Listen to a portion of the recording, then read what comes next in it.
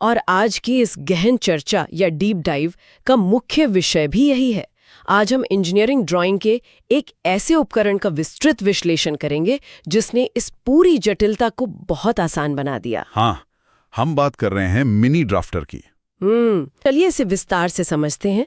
किसी भी बेहतरीन टूल के महत्व को समझने से पहले यह जानना बहुत जरूरी है कि वह किस बड़ी समस्या को हल करने के लिए बनाया गया था। स्रोत में इस समस्या को द क्लटर्ड बोर्ड या उलझा हुआ बोर्ड कहा गया है। हाँ, द क्लटर्ड बोर्ड। और इससे एक महत्वपूर्ण सवाल उठता है कि आखिर पारंपरिक ड्राइंग के दौरान परेशानी क्या थी? परेशानी थी टूल्स की भीड़। बिल्कुल। इसमें मुख्य रूप से 4 अलग-अलग उपकरणों यानी 4 डिस्टिंक्ट टूल्स के बीच बार-बार बदलना पड़ता था। हाँ, वो कौन-कौन से थे? वो थे T square, set square, scale और प्रोटेक्टर।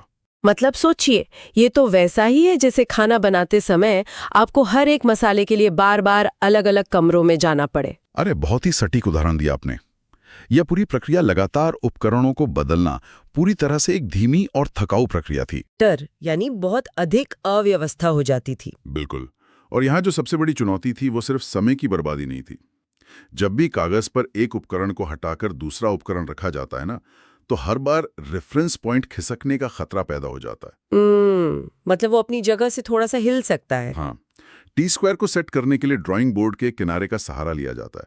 अगर हाथ का दबाव थोड़ा भी कम ज्यादा हुआ तो वो लाइन अपनी धुरी से भटक जाएगी। और साथ ही बार बार उपकरण बदलने से कागज पर गलतियों और धब्बों की गुंजाइश भी बढ़ जाती है। अरे हाँ, वो जो पेंसिल का लेड फैल जाता है। स्मजिंग? एकदम सही। घंटों की मेहनत के बाद जो साफ सुथरी ड्राइंग बननी चाहिए थी वो बिल्कुल गंदी और अस्पष्ट हो जाती है। इसी अव्यवस्था को खत्म करने के लिए एक ऑल इन वन समाधान की सख्त आवश्यकता थी। और यही एंट्री होती है मिनी ड्राफ्टर की। बिल्कुल। स्रोत सामग्री में ये बहुत अच्छे से समझाया गया है कि ये एक ऐसा यूनिफाइड टूल या एकीकृत उपकरण है जो T square, set square, scale और प्रोटेक्टर इन चारों के कार्यों को एक साथ यानी साइमल्टेनियसली पूरा करता है। हाँ, मतलब इन चारों की आत्माओं को निकालकर एक ही शरीर में डाल दिया गया है। अरे वाह, ये तो इंजीनियरिंग का स्विस आर्मी नाइफ हो गया। बिल्कुल सही नाम दिया आपने। लेकिन इसकी जो संरचना है ना, इसकी एनाटॉमी, वही इसका सबसे बड़ा रहस्य है। इस यंत्र को ड्राइंग बोर्ड के किनारे पर एक क्लैंप के जरिए बहुत मजबूती से फिक्स किया जाता है। तो वो क्लैंप एक फिक्स्ड रेफरेंस पॉइंट बन जाता है। एकदम सही। और यहाँ जो सबसे दिलचस्प बात है वो ये है कि बोर्ड के किनारे पर एक बार फिक्स होने के बाद ये सुनिश्चित करता है कि पूरी ड्राइंग के दौरान आपका बेस एंगल कभी ना बिगड़े। लेकिन मुझे एक बात सोचकर हैरानी हो रही है, ये क्लैंपिंग मैकेनिज्म इसे अस्थिर होने से कैसे बचाता है? मतलब ड्राइंग बोर्ड तो बहुत बड़े होते हैं और अगर हम स्केल पर दबाव डालेंगे तो वो हिल नहीं जाएगा। यह एक बहुत ही शानदार तकनीकी सवाल है। इसी को रोकने के लिए मिनी ड्राफ्टर में 2 एडजस्टेबल आर्म्स होती हैं जो एक दूसरे से 90 डिग्री के सख्त कोण पर जुड़ी होती हैं। Strict 90 degree angle. हाँ, और इसके अंत में एक एल आकार का स्केल होता है जो 90 डिग्री पर पूरी तरह से लॉक या परफेक्टली लॉक्ड होता है। इन भुजाओं का ज्यामितीय गुण ऐसा होता है कि स्केल का ओरिएंटेशन बिल्कुल नहीं बदलता। अच्छा, तो अब टी स्क्वायर को बार बार सेट करने का झंझट खत्म? बिल्कुल खत्म। यहाँ चीजें वास्तव में बहुत दिलचस्प हो जाती हैं। मतलब जब ये टूल पेपर पर आता है तो इन दोनों आर्म्स का उपयोग करके बिना उपकरण बदले बिल्कुल वर्टिकल और हॉरिजॉन्टल लाइनें बड़ी आसानी से या सीमलेसली खींची जा सकती हैं। एकदम। और सिर्फ हॉरिजॉन्टल या वर्टिकल लाइनें ही क्यों, अगर तिरछी या ऑब्लिक लाइनें खींचनी हो ना तो इसकी भुजाओं को अलग अलग कैलिब्रेटेड कोणों पर सेट किया जा सकता है। Wait, really? मतलब सिर्फ एक रोटेशन और एंगल एडजस्टमेंट से पारंपरिक सेट स्क्वायर पूरी तरह से आउटडेटेड हो जाता है। बिल्कुल। इसका सबसे बड़ा फायदा यही है कि इसके साथ अलग से सेट स्क्वायर की बिल्कुल आवश्यकता नहीं होती है। It completely eliminates the need for set squares. अरे वाह! यही कारण है कि मिनी ड्राफ्टर तेजी से क्रियान्वयन मतलब रैपिड एग्जीक्यूशन और शून्य अव्यवस्था यानी जीरो क्लटर की गारंटी देता है। ये तो सच में बहुत फास्ट काम करेगा।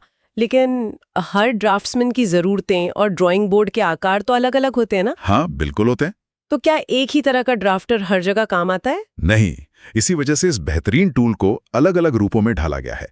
पीडीएफ स्रोत के अनुसार मिनी ड्राफ्टर मुख्य रूप से 3 प्रकार के होते हैं। 3 टाइप्स? हाँ, पहला है हॉरिजॉन्टल मिनी ड्राफ्टर, दूसरा है वर्टिकल मिनी ड्राफ्टर और तीसरा है यूनिवर्सल मिनी ड्राफ्टर। तो इस सब का क्या मतलब है? मतलब अगर कोई शुरुआती सीखने वाला है तो उसे इन 3 प्रकारों में से किसके साथ शुरुआत करनी चाहिए? अगर हम इससे व्यापक संदर्भ से जोड़कर देखें ना, तो प्रकार कोई भी हो, मिनी ड्राफ्टर को the heart of the drawing board या ड्राइंग बोर्ड का मुख्य अंग कहा जाता है। इसके पीछे का कारण क्या है? इसके 3 मुख्य स्तंभ हैं।